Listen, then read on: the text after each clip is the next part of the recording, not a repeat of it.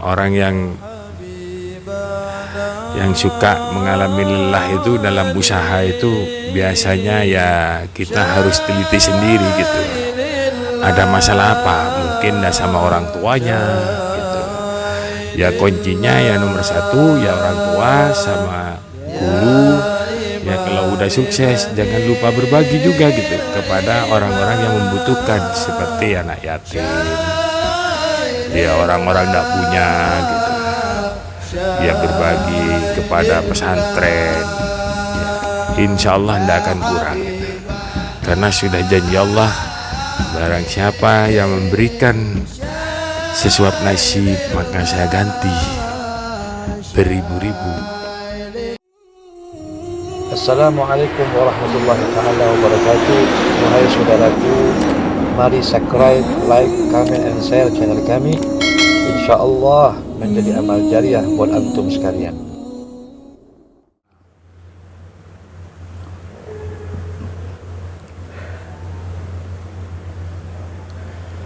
Assalamualaikum warahmatullahi taala wabarakatuh. Alhamdulillah rabbil alamin. Assalatu wassalamu ala asyrafil anbiya wal mursalin wa ala alihi wa ashabi ajma'in. Ikhwani rahimakumullah. Alhamdulillah kami beserta rombongan beserta dengan guru mulia kami Al-Habib Alwi bin Idrus Ba'agil, pada malam hari ini, malam yang penuh barakah ini, kita bersilaturahmi ke salah satu tokoh masyarakat Madura yang berdomisili di Pamekasan. Beliau Haji Muhammad Salihuddin. Beliau termasuk Komisaris Utama dari PT Dua Putri Kedaton, yang dalam hal ini PT ini berkecimpung di dalamnya bisnis rokok dan tentu ada bisnis-bisnis yang lain. Haji Muhammad Salihuddin ini adalah teman kami, teman duduk-duduk kami. Beliau orang baik, beliau orang soleh, beliau cinta ke ulama, cinta ke habaib. Sebagaimana dikatakan Rasulullah SAW, nikmatud dunya mathiyatul akhirah. Senikmat-nikmat dunia yang Allah berikan kepada hambanya, ketika dunia tadi dia bisa gunakan untuk dia jadikan kendaraan menuju ke akhirat. Ikhwani rahimakumullah, berbicara masalah harta, berbicara masalah status sosial kemasyarakatan di dunia ini, di alam semesta ini, ada dua kubu ya, manusia, status sosialnya. Ada kubu manusia yang dia itu punya harta yang banyak, orang muslim yang punya kekayaan. Ada status sosial yang kedua, yaitu ketika ada seorang muslim yang dia itu bisa dikatakan tidak mempunyai apa-apa atau orang fakir, orang miskin. Di antara dua kubu status manusia, status sosial ini, masing-masing punya kelebihan di antara keduanya. Kalau kita melihat status sosial orang yang miskin, kalau kita berbicara masalah itu, kalau kita melihat kepada beberapa hadis tentang keutamaan orang yang miskin, bahwa ketika di akhirat kelak, mereka ini termasuk orang-orang yang gampang untuk ketika dihisab oleh Allah Subhanahu wa taala. Bahkan dalam satu hadis dikatakan orang miskin, orang yang mukmin miskin, dia masuk ke surga, dimasukkan ke Allah ke surga itu 500 tahun sebelum orang-orang kaya yang muslim. Artinya pertanggungjawaban mereka di hadapan Allah itu ringan ketimbang orang kaya. Tapi tidak kalah utamanya juga, yaitu ketika ada orang yang muslim tapi dia punya kekayaan. Banyak juga hadis-hadis yang menyatakan tentang hal itu. Bahkan dalam satu hadis dikatakan, sebaik-baik harta, yaitu harta yang Allah berikan kepada orang-orang yang baik. Dan juga ada satu hadis yang mengatakan ada hasud itu sesuatu yang tercela. Kecuali ada dua tipikal manusia yang kita itu boleh dengki, boleh hasud kepada dua tipikal manusia ini. Yang pertama, ketika ada orang yang diberikan Allah ilmu, kemudian ilmu tadi dia gunakan untuk dia ajarkan kepada manusia yang lain. Nah, kita boleh dengki, hasud kepada yang satu ini. Dan yang kedua, yaitu ketika Allah Subhanahu wa taala memberikan kekayaan, memberikan harta kepada seseorang, kemudian harta tadi dia belanjakan untuk hal-hal yang bermanfaat di jalan Allah Subhanahu wa taala. Dan banyak lagi hadis-hadis yang lain yang menyatakan akan hal ini. Nah, tentu timbul pertanyaan, di mana antara kedua golongan status sosial ini yang lebih dicintai oleh Allah, lebih dekat dengan Allah Subhanahu wa taala. Ikhwani rahimakumullah. Ada beberapa hadis yang mengatakan bahwa ukuran seseorang itu cinta dan tidak dicintai oleh Allah bukan karena dia itu miskin, bukan karena dia orang kaya. Tidak. Ukuran ketika orang itu dicintai oleh Allah yaitu bagaimana kadar ketakwaannya, itu yang menjadi ukuran. Artinya apa? Artinya ketika ada orang yang Allah berikan kekayaan, ya'zubillah. Begitu juga ketika ada orang yang fakir, miskin. Ketika tidak ada ketakwaan dalam hatinya juga bisa menyebabkan berbahaya buat orang tadi. Bahkan ada satu hadis yang mengatakan kadzal faqru ayyakuna kufran. Nyaris orang yang fakir itu jatuh kepada kekufuran. Nah, ini menunjukkan bahwa cinta tidak dicintainya seseorang oleh Allah Ta'ala itu ukurannya bukan apakah dia itu orang miskin atau kaya, tapi ukurannya adalah bagaimana kadar ketakwaannya kepada Allah Subhanahu wa Ta'ala.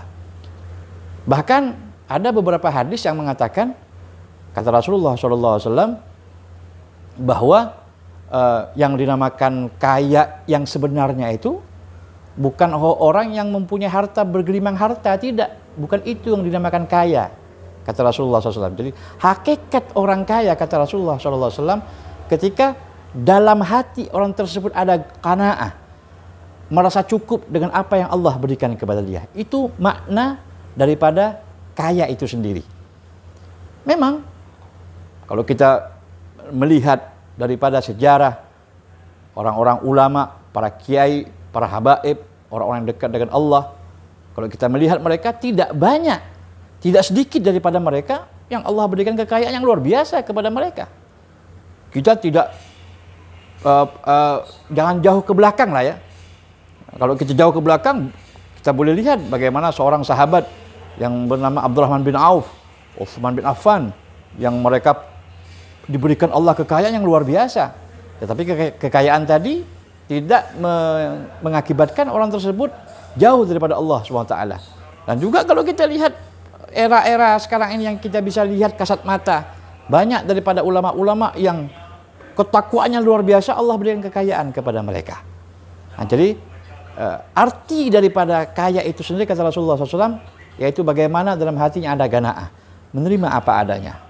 Kemudian hakikat daripada kefakiran, kata Rasulullah SAW, bukanlah kefakiran itu, kata Rasulullah SAW, orang yang meminta ke sana kemari, orang yang fakir, orang tak punya rumah, orang yang tak punya kendaraan, bukan itu yang dinamakan fakir, kata Rasulullah SAW.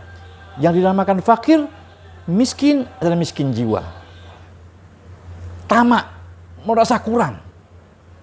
Walaupun kalau kita lihat daripada kasat mata, dia mempunyai mobil, mempunyai rumah, tetapi ketika ada dalam hatinya itu sifat tamak, itulah yang dinamakan fakir yang sesungguhnya. Jadi inti daripada apa yang kita bincangkan pada malam hari ini adalah bagaimana kita ini bersyukur kepada Allah Ta'ala, menerima apa yang Allah takdirkan kepada kita. Ketika kita diberikan kekayaan oleh Allah SWT, gunakanlah kekayaan itu dengan baik. Bersyukurlah kita kepada Allah Subhanahu wa Ta'ala. Dan ketika kita diberikan termasuk golongan orang-orang yang tidak mempunyai apa-apa, fakir miskin, disitulah kita diuji, kita bersabar dengan apa yang Allah berikan kepada kita.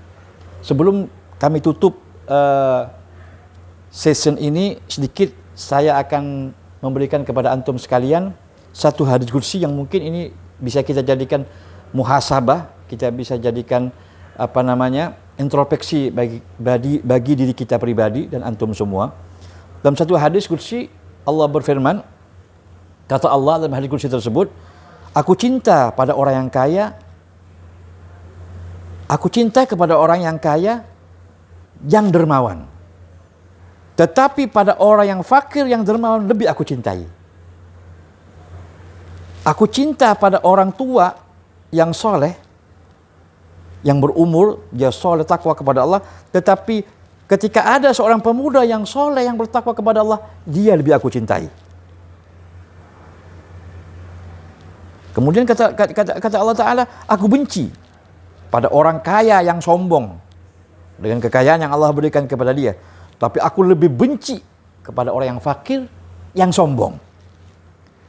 Aku benci kepada orang fakir, ya, orang yang tidak punya apa-apa, tapi kikir, bakhil. Aku benci kepada orang tersebut. Tapi yang lebih aku benci ketika ada orang yang Allah berikan kekayaan, dia itu kikir dengan kekayaannya, dia bakhil dengan kekayaannya. Demikian apa yang dapat saya sampaikan pada malam yang mulia ini. Mudah-mudahan bermanfaat. Nah, sebentar lagi kami akan berbincang-bincang dengan pemilik daripada perusahaan ini, yaitu perusahaan yang saya sebutkan tadi, yaitu kita sedikit berbincang-bincanglah dengan beliau nanti. Nah. Assalamualaikum warahmatullahi taala wabarakatuh. Ikhwan rahimakumullah, sebagaimana yang saya janjikan tadi bahwa kita akan berbincang-bincang santai dengan salah satu tokoh masyarakat Madura yang ada di Pamekasan. Beliau sahabat kami, beliau teman kami, beliau salah satu murid daripada guru kami, yaitu Habib Alwi bin Idrus Ba'agil. Beliau adalah Haji Muhammad Solehuddin. Di sini kita akan berbincang-bincang santai dengan beliau.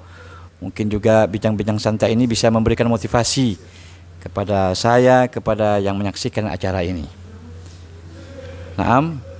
Assalamualaikum Haji Muhammad Soleh. Waalaikumsalam Habib. Nah, di sini kami dari channel Nadim Assegaf ingin sedikit-sedikitlah mengorek atau sedikitlah ingin menimba ilmu dari seorang yang bernama Haji Muhammad Soleh ini, sehingga menjadi orang yang sukses lah, bisa saya katakan demikian, bisa saya katakan seperti itu. Yang pertama yang ingin saya tanyakan kepada Haji Muhammad Soleh, yang pertama ini, sejak kapan antum kenal dengan Habib Alwi bin Idrus Ba'agil? Kalau nama sudah 5 tahun yang silam. Cuman yang kenal secara langsung sama Habib ya bulan puasa tahun 2021. Setelah kenal di Polres Pamekasan, ada suatu perasaan yang sangat senang kepada beliau Habib Alwi Ba'agil, yang mana banyak perlu kita belajar kepada beliau dengan ketokohannya dan kehabaibannya yang sabar, murah senyum, terus selalu mendoakan negara ini dan masyarakat supaya aman. Apa yang apa yang Anda rasakan, ya, dari sebelum kenal dengan beliau dengan yang setelah Anda kenal ini? Artinya secara kejiwaan, secara lahiriah, secara batinnya, apa yang Anda rasakan? Perbedaannya di mana? Ya, perbedaannya dulu Saya memang senang kepada habaib dan para ulama, kiai. Dan setelah kenal beliau ini memang ada keistimewaan di kami yang dirasakan setelah kenal Habib Alwi. Banyak mendapatkan ilmu dari beliau, ilmu tentang kesabaran hati. Harus manusia itu harus sabar. Kalau ingin sukses harus sabar, tidak boleh patah semangat, harus banyak bermunajat kepada Allah Subhanahu wa taala. Oke. Singkat pertanyaan selanjutnya. Apa arti seorang guru bagi sampean? Seorang guru ini bagi saya adalah panutan, karena namanya guru ini pasti bisa merubah ya pola pikir saya yang dulu nakal, yang dulu saya sering gini, sekarang saya udah ya alhamdulillah banyak berubah setelah kenal beliau. Saya udah pasrah kepada semuanya kepada Allah Subhanahu wa taala, yang dimana manusia itu diberikan rezeki sama Gusti Allah itu ya harus istilahnya kita dikasih rezeki itu ya harus bersyukur gitu kepada Gusti Allah. Kalau udah bersyukur nanti kenikmatan bakal dikasih. Selanjutnya, apa arti orang tua buat sampean? Orang tua ya istilahnya bagi saya adalah guru saya pertama adalah orang tua saya. Gitu. Barang siapa yang mencintai orang tuanya, kedua orang tuanya, itu bakal di dunia dan di akhirat mengalami senang. Karena manusia dilahirkan oleh seorang ibu. Kata beliau Habib Alwi, apabila bisa menyenangkan orang tuanya lebih dari istrinya, orang itu bakal sukses selama hidupnya dan di akhirat bakal senang. Karena memang diperintah oleh Rasulullah SAW, ibumu yang dititipkan, pesan dari beliau. Jadi barang siapa yang mencintai kedua orang tuanya, terutama ibunya, jangan khawatir gitu. Allah akan mengganti yang lebih besar. Makanya saya sampaikan kepada teman-teman yang masih ada orang tuanya, ibunya, ayolah berbuat lebih sayang kepada ibunya daripada istrinya. Insya Allah bakal sukses di dunia maupun di akhirat. Pertanyaan terakhir dari saya, mungkin ini juga motivasi mungkin buat saya pribadi dan juga yang menyaksikan channel YouTube saya. Kiat-kiat menjadi sosok orang yang sukses itu kuncinya bisa sampean sampaikan apa saja yang insya Allah mungkin bisa menjadi sesuatu yang bermanfaat bagi mereka yang berkecimpung di bidang bisnis atau apa saja lah. Mungkin apa kuncinya, apa kiat-kiatnya sehingga seseorang itu menjadi apa yang sebagaimana yang Anda rasakan sekarang ini. Pertanyaan terakhir. Kuncinya manusia hidup di dunia ini hanya satu, ya harus menyayangin kedua orang tuanya, ibunya yang pertama. Yang kedua, ya harus menyayangin guru-gurunya seperti habaib, seperti para ulama. Yang ketiga, harus berbuat baik kepada orang lain, seperti anak yatim, seperti orang-orang tidak punya, terutama di sekitar kita harus kita ingat.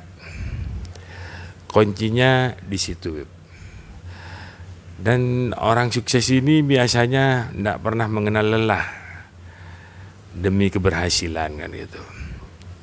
Karena orang yang Yang suka mengalami lelah itu dalam usaha itu biasanya ya kita harus teliti sendiri gitu. Ada masalah apa? Mungkin dah sama orang tuanya gitu. Nah, orang yang suka mengalami lelah itu dalam usaha itu biasanya ya kita harus teliti sendiri gitu. Ada masalah apa? Mungkin dah sama orang tuanya gitu. Ya kuncinya ya nomor satu ya orang tua sama guru. Ya kalau udah sukses jangan lupa berbagi juga gitu kepada orang-orang yang membutuhkan seperti anak yatim. Ya orang-orang tidak punya gitu. Ya berbagi kepada pesantren. Ya insya Allah tidak akan kurang gitu. Karena sudah janji Allah, barang siapa yang memberikan sesuap nasi maka saya ganti beribu-ribu piring nasi, sepiring nasi gitu Beb. Jadi bisa saya simpulkan bahwa kiat sukses untuk orang bisa sukses dalam usahanya, yang pertama yang harus dia utamakan yang pertama kali sebelum terjun ke situ, orang tua diperhatikan ya, terutama ibu, kemudian guru, dan yang ketiga berbagi. Adapun yang sisanya itu ya ngikutin Bu, seperti ke yayasan, ke masjid, pembangunan madrasah, ya bantu ya kalau ada sesuatu kayak bencana, ya orang-orang susah dibantulah gitu. Insya Allah tidak akan kurang rezekinya karena itu sudah janji Allah. demikian teman-temanku yang menyaksikan channel saya ini, bisa kita ambil manfaat dari apa yang beliau sampaikan dan bisa kita amalkan untuk keseharian kita, ke depannya kita. Insya Allah apa yang menjadi harapan kita dengan kita melihat, dengan kita mendengar, dengan kita mengamalkan apa yang sudah beliau utarakan tadi, insya Allah kedepannya kita akan bisa menggapai apa yang menjadi cita-cita kita. Demikian dulu bincang-bincang santai saya kepada Haji Muhammad Solihuddin. Mudah-mudahan perbincangan ini, pertemuan ini bukan pertemuan yang terakhir. Insya Allah akan ada pertemuan-pertemuan lagi yang mungkin lebih bermanfaat di waktu-waktu yang akan mendatang. Demikian saudara-saudaraku yang dimuliakan Allah, kita ketemu lagi pada session-session yang lebih menarik pada pertemuan yang akan datang. Assalamualaikum warahmatullahi taala wabarakatuh. Terima kasih telah menonton video kami. Support channel kami terus dengan Anda klik subscribe, like, comment, and share agar kami semangat terus update konten-konten dakwah selanjutnya. Wassalamualaikum warahmatullahi taala wabarakatuh.